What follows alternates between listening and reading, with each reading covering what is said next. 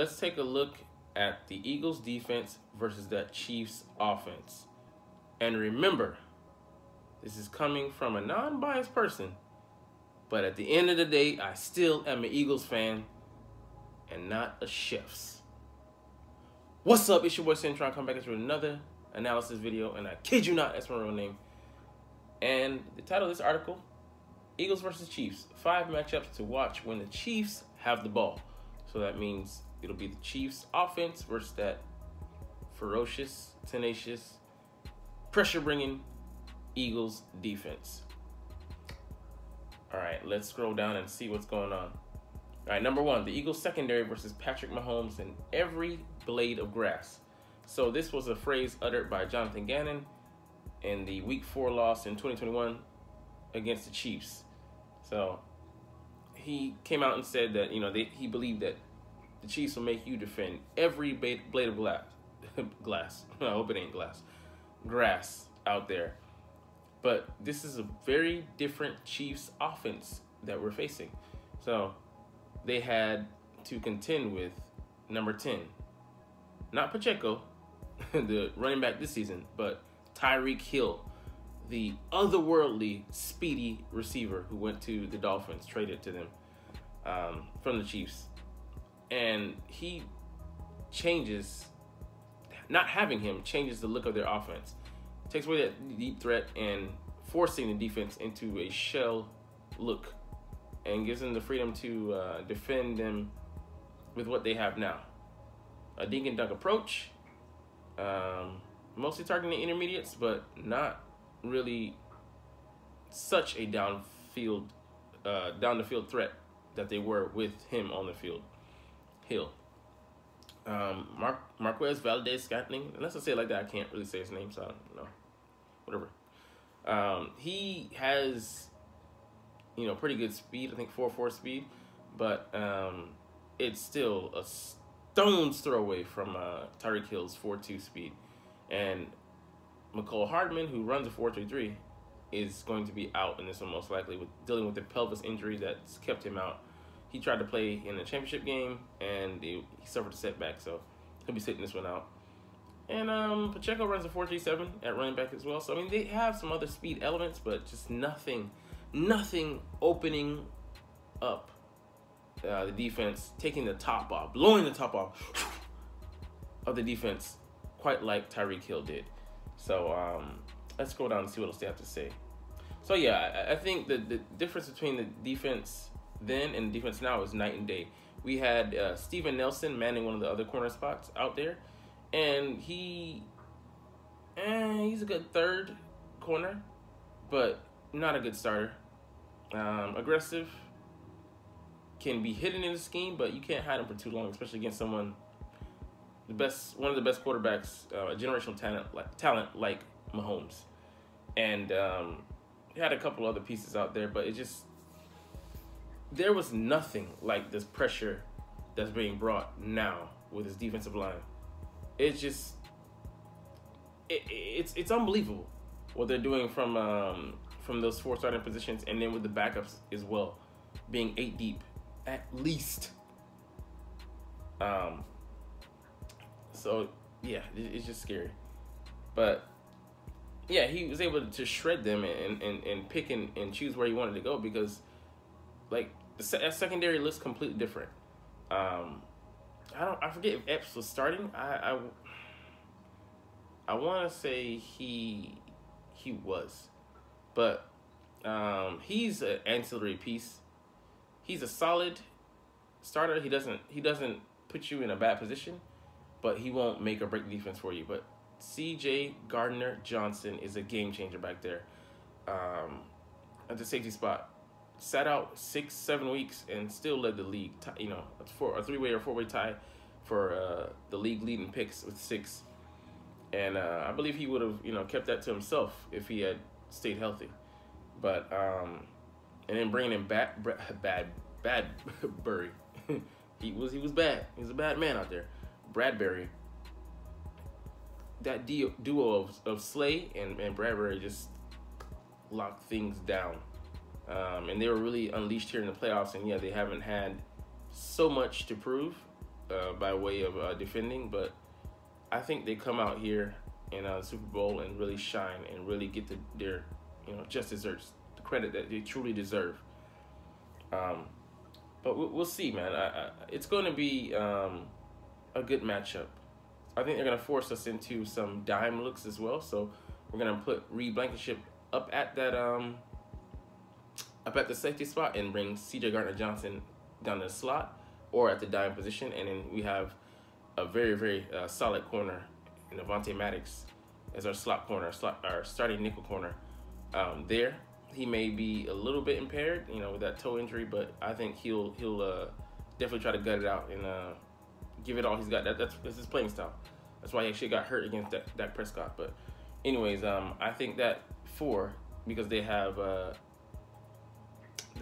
Juju Smith-Schuster, Marquez Valdez-Scantling, Sky Moore, and then Kadarius Toney, and then sometimes Justin Watson. So that's potentially 4 to 5. But I'm not worried about your 4th to 5th wide receiver because they're not getting that much playing time and they don't have that much rapport with the starting quarterback just by way of reps. It's going to take them a little bit of time to get acclimated, and I think by that time they will have adjusted to you. So yeah, I mean, I fear this offense with Tyreek. Without it, it's more than respectable, but doesn't quite have the same fear factor. All right, so let's get down to the next thing. The Eagles back 7 versus Travis Kelce. And this is going to be, a pivotal linchpin of a matchup because Trav, he might go down as the best tight end ever. We call it historical 7 consecutive seasons with 1,000 yards receiving at the tight end position. Some receivers don't even get 1,000 in their career. And he's got 7 seasons back to back to back to back to back to back to back to back. Look at the numbers. He caught 110 passes, 1,338 yards for 12 TDs. And the thing is, you've known for years that this is Patrick Mahomes' guy. And he still keeps getting stats like clockwork. He's an elite player, and we acknowledge this. How do we stop him? I think it's going to be a mismatch against linebackers and safeties / corners, just because for a corner and safety, he's too big. For a linebacker, he's too fast and athletic and agile. And even against, corner and safety, he still box out. He cuts his routes off short. He sees the field with the quarterback's eyes because he used to play quarterback, I think in maybe JUCO, maybe high school, but definitely in junior college. And having that perspective, it really aids him in his route running. He's able to find holes in the zone. I don't know how much zone we will be employing against him, but I do believe we will attack him with the umbrella coverage, try to play him underneath with a linebacker and over the top with a safety or a corner. So that's going to require some manpower, some HR resources. So we're going to be a little bit short-staffed at the other spots and positions. So we'll see how that affects those other guys. Most likely going to have one-on-ones because we're not going to let him be the catalyst for Mahomes to beat us. Him getting empty calories by way of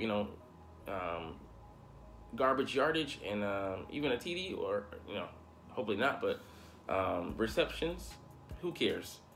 Rack up all the stats you want, as long as you don't put the knife in our backs and kill us on the final drive or pivotal drives or in key spots, picking up third downs and explosive plays. I don't want to see those. So as long as we can effectively erase him or neutralize him, I'm fine with that. So yeah, he just knows where to pick his spots, and he's a smart guy. Run after catch, he's got that. He can break tackles. He has certain routes. He'll just turn around. That's not how you teach the route. But if he has a beat on you, he's done his homework. He studies up on you. He knows that's how how you like to play inside. You like to play without having the right leverage. You give him too much space, he's just going to round out the route, or he's just going to cut it short. or if we're playing zone, he's going to find that hole and just sit there and adjust. And especially when Mahomes is scrambling, he's going to look for him. And they have the same mind. They read each other because they played with each other for going on, I think maybe 5 or 6 years in practice, but 5 years as with Patrick as a starting quarterback. So yeah, you just know each other. So yeah, that Charles Xavier mind link. But that's gonna be a big challenge for the Eagles. So I don't know how they get it done. How they I'll give you a few examples, but we'll see. We'll see how they. I don't know if they come out there and get it done like that, but we'll see how they try and take on that challenge. All right, number 3, the Chiefs running backs versus the Eagles linebackers. So this is gonna be really good. I didn't know McKinnon was this good. Sneaky good. 56 catches for 512 yards and 9 TDs through the air. And I know, Patrick Mahomes like to air it out, but they run to set up the pass, or pass to set up the run. But either way, they primarily are a passing offense, and they sprinkle in the run, and they substitute. It's a West Coast offense, so they substitute the run with these, short passes, passes out to the back and check downs and such, dink and dunk if they have to, or if that's what, the opponent's primary weakness is. And the linebackers, TJ Edwards, number 6 by PFF this year in the league, off the ball linebackers. I mean, he's very, very solid, but he doesn't have top end speed. Run like a 4.92 at the combine, so that was the reason that he went undrafted and why he came to us as a free agent, priority signing. But he acquits himself very nicely, but he could struggle if he doesn't get play with leverage and he is out of position. So we'll see if that's a challenge for him. Pacheco also, gotta watch him on the screen. So how are they gonna try and counter our pass rush with screens to these guys, quick hitting passes or simple check down routes, and they're gonna test their discipline, test the integrity, test the patience of that defense. Are you gonna be patient, or are you going to get frustrated like the 49ers last week and play out of position and get some penalties, holding and illegal contact and things of that nature.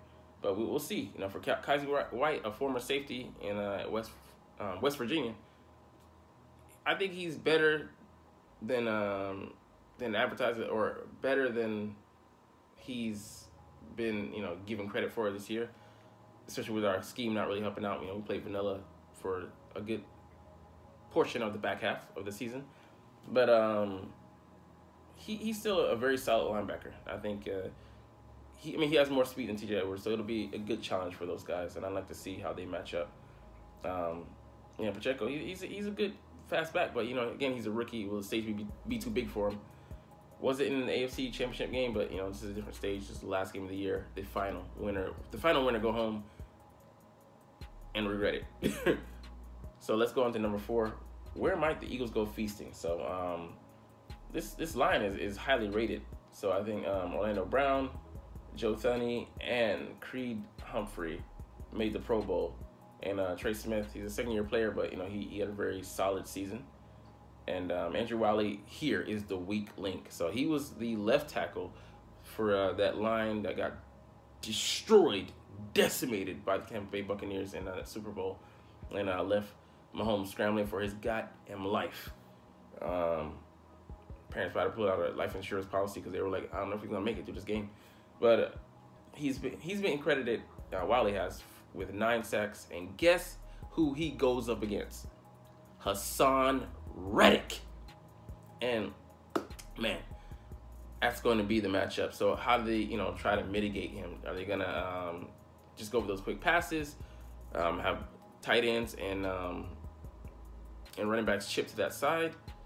Are they going to run some max protection formations and schemes and plays and try to buy some time, make him go around the horn, pull linemen and stuff like that, try to deal with those stunts and games up front, the linemen going to be running. So there's a lot of different things they could try to do to stymie him, but I just don't see you holding back that pass rush for 60 minutes. It's going to hit at some point. So we'll see. Reddick has 9.5 sacks, 3 forced fumbles in his last 6 games, and he just snatching souls like he's Shang Tsung, motherfucker. And I like it. I mean, because like, you know, as highly touted as that line is, this D line I just think is better. And yeah, those guys, three guys are Pro Bowlers. But Orlando Brown, he can be had. He plays hot and cold. His motor runs hot and cold. Joe Thuney, I don't know that much about him. He's solid. Creed Humphrey, yes, he's good, but they still got to go up against those guys across from him, and they play as a unit. And Trent, the best left tackle in football, Trent Williams, he is an All-Pro this season, and obviously a Pro Bowler as well. But he struggled on a few snaps. I don't even know if they were technically considered pressures, but I know at least one he gave up to Brandon Graham. He got bull rushed. And that just shows you, Orlando Brown isn't in the same category as Trent Williams. So they can be had. As highly rated as they are, like, I can understand if we had just one guy or two guys. It's the whole, the quote just goes, it's the whole line. You know what I'm saying? So, like, you don't hold these guys back for a whole fucking game. They're gonna attack. And when they do, they're gonna hit home. And it's how do you deal with it? How do you bounce back? How do you make adjustments? That's on Andy Reid and on the offensive coordinator, I forget his name right now, but to deal with that, as well as that O-line coach, I know who he is, but it's gonna be quite a day. Could be a long day for you guys. And the last one, the Chiefs screen game versus the Eagles front seven. So, like I said earlier, to mitigate pressure on them, they like to get the ball out of Patrick's hands pretty quick. 2.5 seconds around that range. They like to run, screen games over that. And Andy Reid, just being a disciple of that West Coast offense, is his staple. He believes in using those to keep the defense off balance, especially on an attacking defense. They bring pressure. How do you counter that, counter punch? You run these screens, bubble screens and pulling screens, and then it could be some double screens where have a viable option on either side. So that really flummoxes the defense, because they have to be ready for either side, and it could go to either, but you're pulling resources in two directions, hopefully equally, so that you can stymie them enough to get enough yards to get enough yards to get a good marker, shorten the field up, and then also it affects that pass rush. So now that you're in their head, you got them thinking about what should I do? Should I go full out, or should I should I be watching for these keys, reading these keys? So if you can slow them down, if you can get them to hesitate, that's a win for you guys. And he's really good at that. But yeah, it's gonna be a difficult task for both sides, for the Eagles to slow down Patrick Mahomes and to try to stymie him, to counter him. And he's seen every blitz in the book. He's a well-seasoned Salt Bay vet at this point, so it's not like we're gonna surprise him. But we do play some unconventional looks, like a 5-man line and stuff like that. So it'll be interesting to see what we throw at him. So let's get into some other stuff around the league before we get out of here. So Chris Jones, he was ill. He did not practice, but it's believed that he's going to recover from this, and it's not going to affect his game availability on Monday for me here in Japan. But yeah, this is something I'm like, it's a blip on the radar, and nothing's too serious, unless he gets hospitalized, or I think this would be like a day or two issue, and could be a week-long issue, but it'll take hell or high water to keep him out of this fucking game. He's gonna play, so I might have him doped up on some medicines and whatnot, Vicks Vapor Rub, whatever. All right, number 2, the more 40 whiners keep appearing, man. These dudes are digging for tears. Digging for Jordan memes, because you guys just admit it. You lost the fucking game, and it just is what it is. So Deebo Samuels went on to ESPN and joined their Game Day Live, or whatever it is that presenting the build up towards the game, previews and such. And they talked to him about the game, and He said the same thing as Brandon Ayuk, the 49ers wide receiver, who's like salty about losing, saying they asked him a question about defense, and he said, who do you think Philly's gonna win it, because that defense played well against you guys, but he's like, well, I don't even know, I can't even tell you, because we didn't even really get a chance to see them and run the schemes that we had planned for them. It doesn't matter. We put you in a position to not be able to do that because we knocked your quarterbacks out of the game. We body bagged their ass and sent them home. So, like, that's just an excuse. Just admit what it is. You fucking lost. You weren't prepared. And I've seen some stats. People say, like, oh, they weren't prepared to lose their quarterbacks as a fourth quarterback. The Eagles, I think it was at 1990 or 1991, played 6 quarterbacks. That means they lost 5 and still went 10-6. So there's not like it hasn't been precedent. People say, oh, it's never happened before. It has. It fucking has. And I think maybe in the same season, that same era, basically 90 and 91, they played the Redskins, and they hurt 9 of their players. I had never heard. I'm like, that's unbelievable. 9 of their players, and that same Washington Redskins team went on to win the Super Bowl that year. And Mark Ripien, who was their quarterback at the time, got knocked out of that game.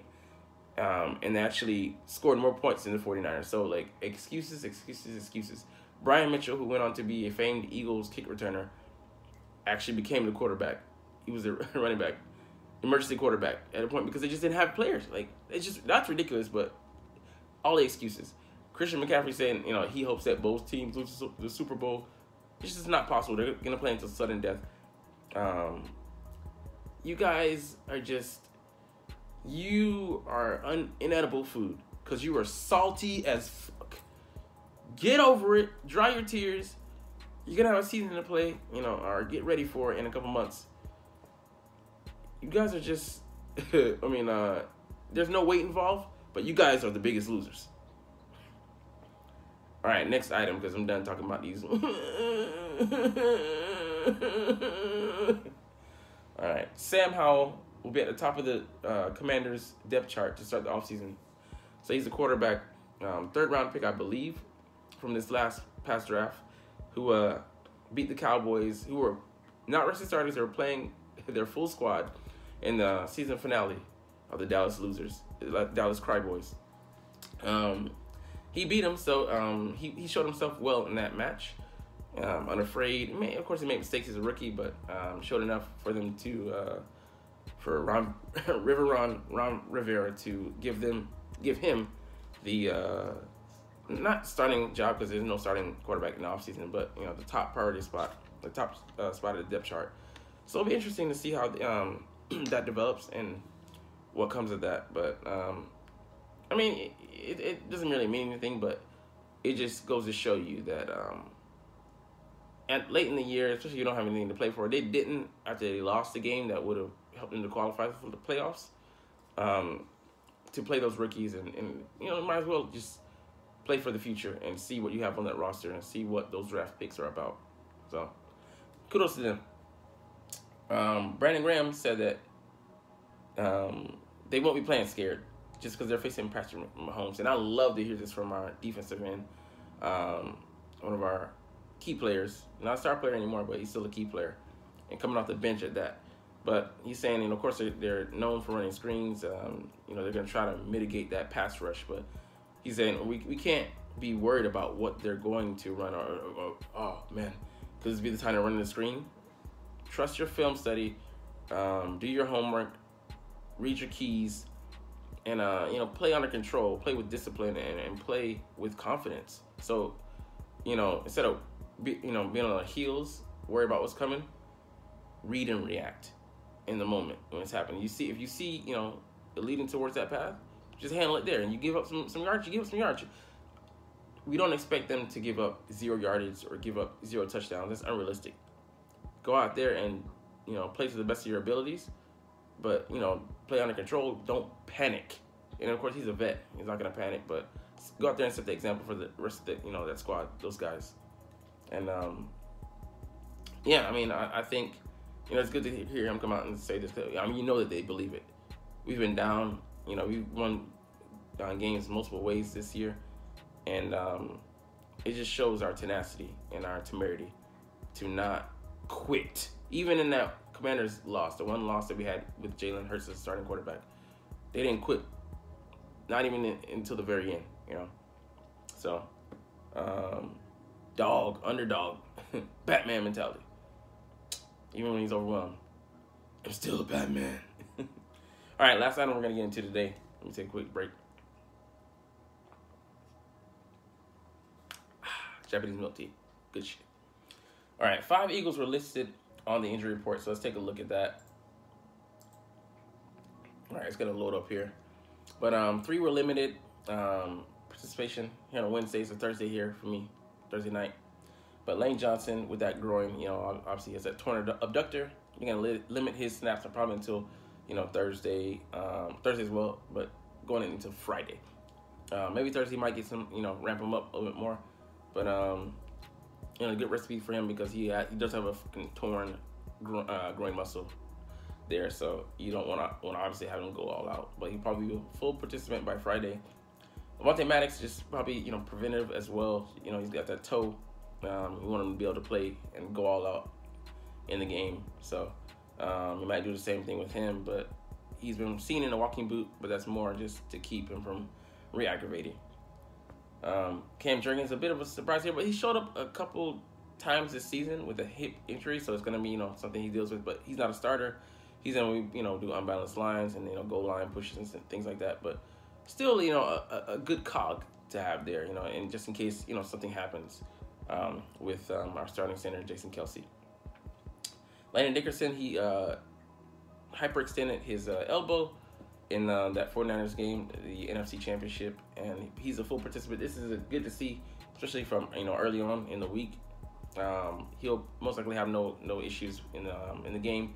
We'll just be wearing the brace there. So I like, you know, him to have a strong impact on the game and be able to play to as close as possible to 100% without many limitations.